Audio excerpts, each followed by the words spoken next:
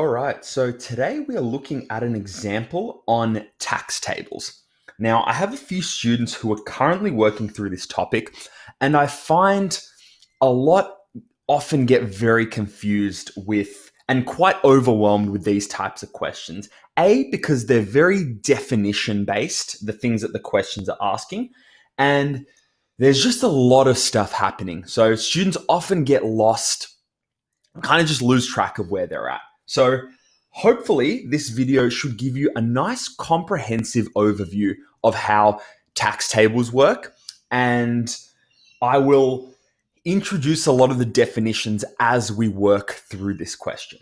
So we have a question here that's saying that Alan received a salary of $47,542 and a total from other income of $496.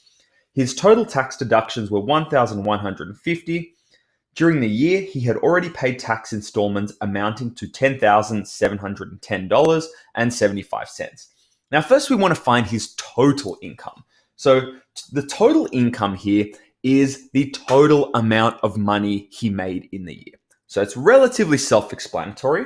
So we just want to look for all of the money, all of the sources of money that he actually made in the year. Now we have his regular salary here, and we have money that he made on investments. So his total income here would be $47,542 plus $496. This is the total amount of money he made. So putting this into our calculator, we get that he has made $48,038. So this makes up the total amount of money he's earned. So the sum of all of his different sources of income. Now,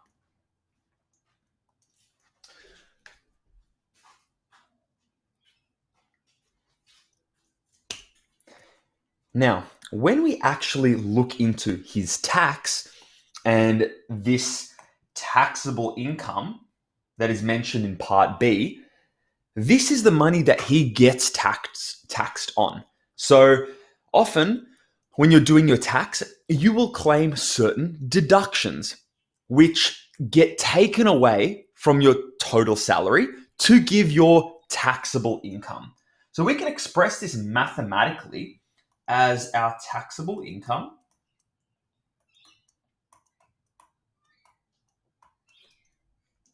and this equals our total income. I'll just write this as TI. And from that, we subtract our deductions. I'll just write that there like that. Sorry, you probably can't even read that. Let me do that again. So taxable income minus our deductions. This is what he actually gets taxed on. So we can see that if he has deductions, we assume that his taxable income will probably be less than his total income. So here we have first his total income. We have $48,038.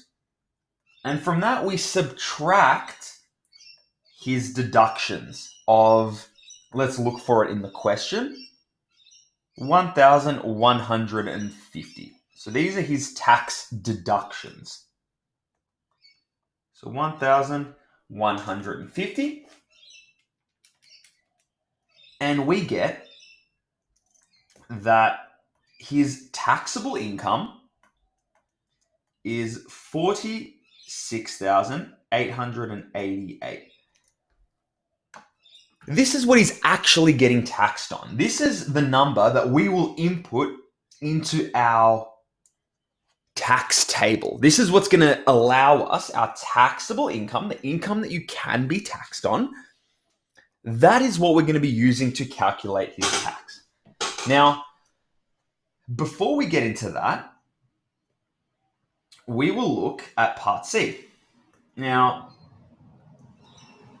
this is his Medicare levy. So in Australia, at least, I'm working through the Australian syllabus, everyone pays a certain percentage of their tax, and that goes towards Medicare. So that is the public health system here. So Medicare, our Medicare levy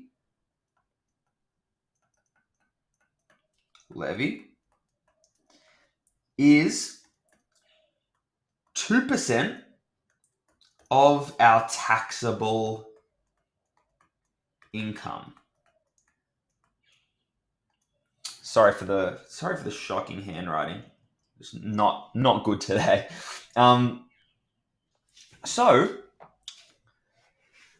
we want to find 2% of our taxable income. Now, if you need a little recap on percentages, I have plenty of videos on percentages of a quantity. So if what I'm about to do is unfamiliar, you can just go to the playlist on percentages and have a look there. That'll be able to help you out here. But a fraction here, or this percentage, is going to be some fraction of his taxable income, this amount of money here. Now, when we take percentages of a quantity, we know that percentages are just some fraction of 100, and we take 2/100 lots of our taxable income. So that's like saying 2/100 multiplied by our taxable income. And that gives us a Medicare levy of $937.76. This is our Medicare levy. This is the amount of money that gets pulled out of our taxable income to pay for public health, right? It's a different system in other countries, but as I mentioned before, I'm using the Australian syllabus. So we're looking at these Australian terms here. Might actually move this down if possible. No, it's not letting me. That's okay. So we found his Medicare levy. Now, we want to find in Part D the tax payable. So how much tax is he actually going to pay on his taxable income? This is the trickiest part here. Now, can I duplicate this? I can't. That's okay. What we'll do, because I want you guys to have the tax table kind of there as we work through this question. So I'm going to actually do Part D here. I hope that's okay. It's going to be a little all over the place, but just bear with me if you can. So our tax payable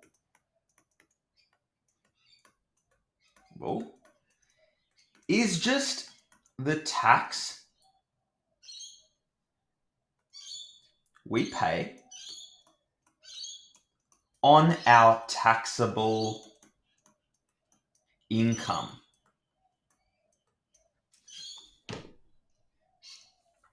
That is our tax payable. So we now need to consult our little tax table here. So we have a bunch of different tax brackets. So we have different kind of sums of money people make along here. And then we have another column which tells us the tax we will pay on the income within this bracket. Now, this is where I think this bit's what gets a lot of students.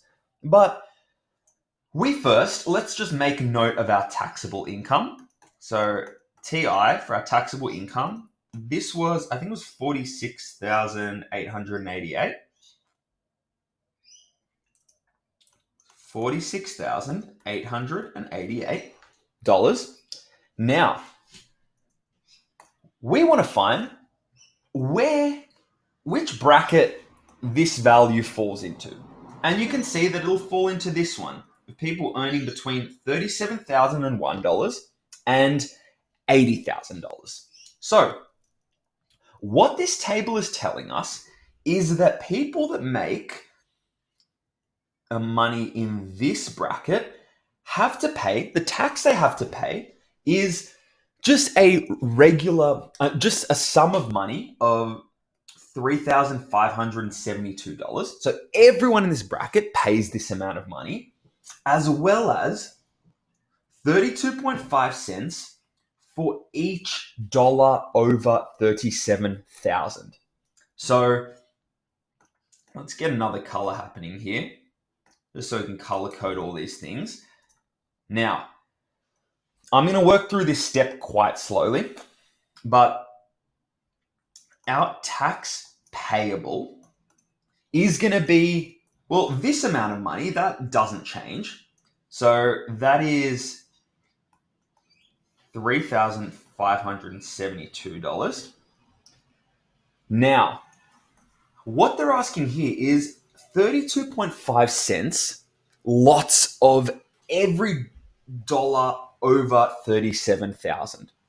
So that means for each dollar over 37,000, we're paying 32.5 cents. So this will be a multiplication procedure because we're taking 32.5 cents lots of each dollar over this price. I hope that makes sense, but you'll see it as I lay this working out here. But what we do now, so, we're going to add 32.5 cents. Now, everything else here in dollars is in dollars. So it would be wise to maybe convert our cents into dollars. Now we have 100 cents in a dollar. So this would be $0.325. Now this is just 32.5 cents converted into dollars. Now, we are going to multiply that. Let's do another color. By each dollar that this is greater than this sum. So how could we calculate that? Well, we want to find how much more this is than this. So, from our knowledge of, or our foundational knowledge of maths, that's like asking for the difference between $46,888 and $37,000. So we can subtract our $37,000 from our bigger sum here. And we're going to do this now. So we will take $46,888 and subtract $37,000 from that. So we have two components here, the regular price paid, as well as $0.325 for each dollar over 37,000. And we can find what each dollar over 37,000 is by just taking the difference between these two values.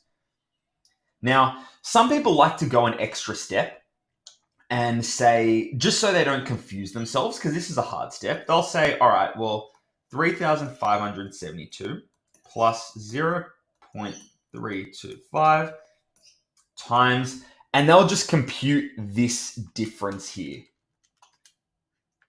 which is $9,888.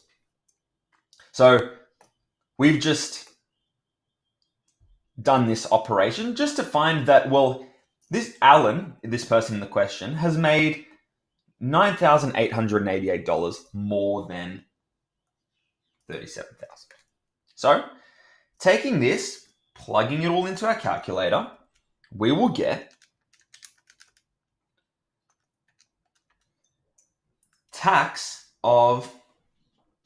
the tax he should pay of $6,785.60. Now, For part E, we're very close to finishing, guys, so just bear with me. I know it's a long video, but I want to purposely go through this a little bit slower, just for people who may be quite confused when addressing these types of questions, because I find they're a blind spot for a lot of students. Now, let's just divide this page here, and we have, I believe, my working out. So for part E,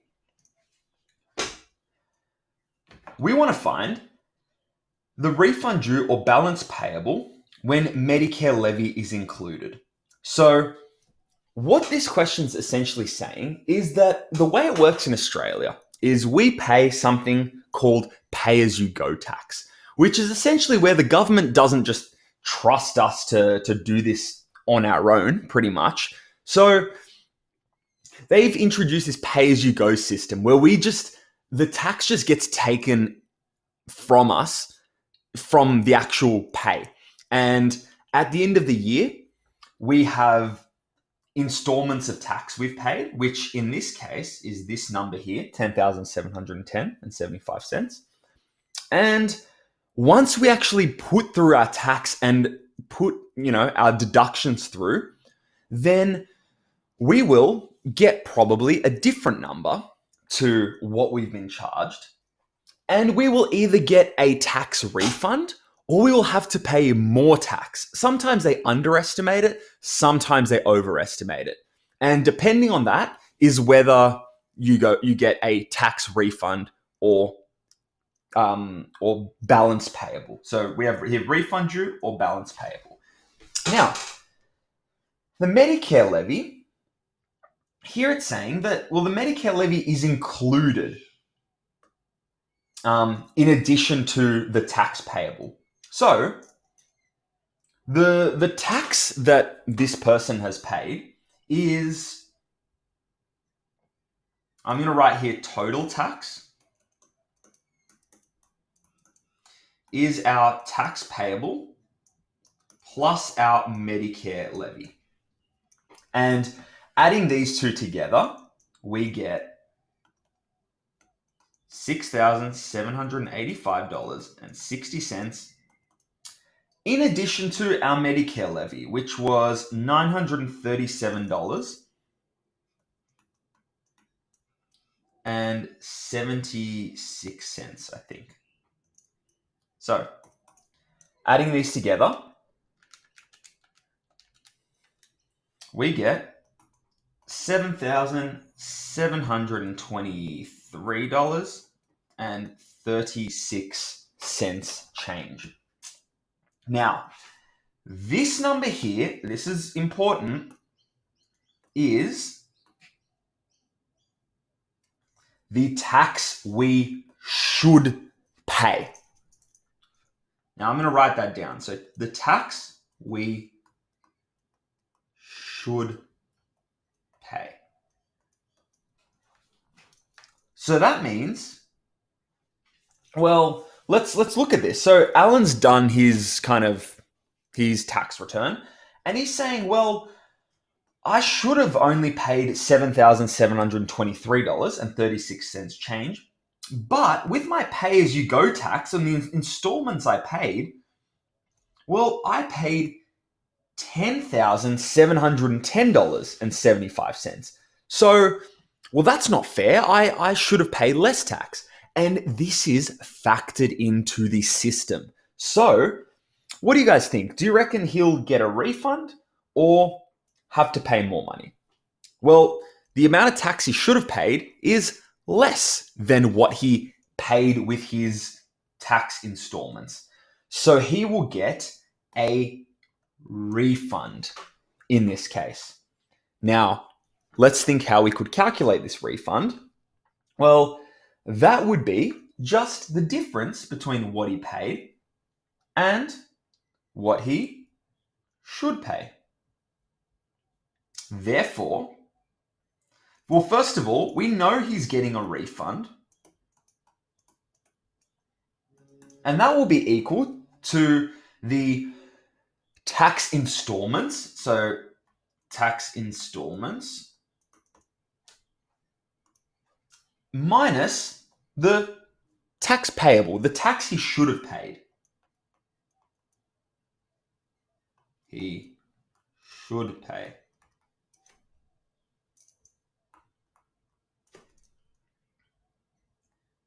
And we can now just find the difference between these two numbers, and this will give us the refund. So this is the tax refund he will receive from the government. So let's check his installments again. I think it was like 10,710 and 75 cents. 10,710 and 75 cents. And from that, we will subtract the tax he should have paid, which is 7,000. Oh, that's shocking. 7,723.36. Taking this, we will get a tax refund of